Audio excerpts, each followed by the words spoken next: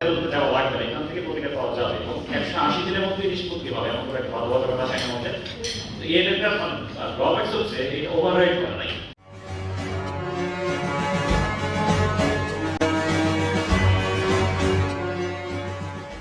রোববার সকালে জেলা প্রশাসনের আয়োজনে জেলা প্রশাসকের সম্মেলন কক্ষে জেলা আইন শৃঙ্খলা কমিটির মাসিক সভা অনুষ্ঠিত হয়।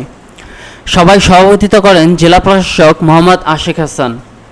তিনি বলেন, যশোর শহরের যানজটের অন্যতম কারণ অপ্রয়োজনীয় ও লাইসেন্সবিহীন ভ্যান রিক্সা।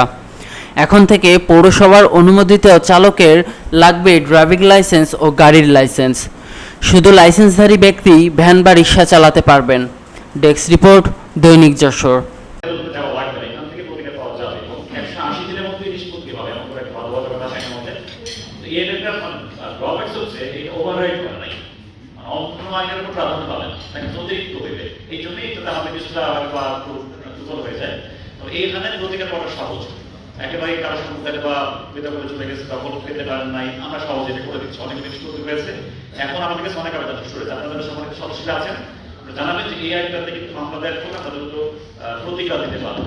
মানুষের জমি দখল নিয়ে বা উদ্ধার নিয়ে অথবা অবৈধ জাল দলিল জাল কাগজ এখানে মামলা দায়ের করার সুযোগ আছে, যেটাতে দেওয়া থেকে অনেক সময় লেগেছে, এখানে দ্রুত করার সুযোগ আমাদের আছে। কিন্তু এটা দায়ের করতে হবে প্রথমত আমি এসডিএমদেরকে ক্ষমতা দিয়েছি বলতে উপজেলায়, ওখানে আবেদন করতে পারে, চাইলে জেলা ম্যাজিস্ট্রেটের আবেদন করতে পারে, দুই জায়গাতেই করতে পারে, জেলায় করতে পারে, উপজেলায় করতে পারে। খুবই সহজ এবং আবেদনটা করলেই ফরম্যাটটা বলা আছে, বিভিন্ন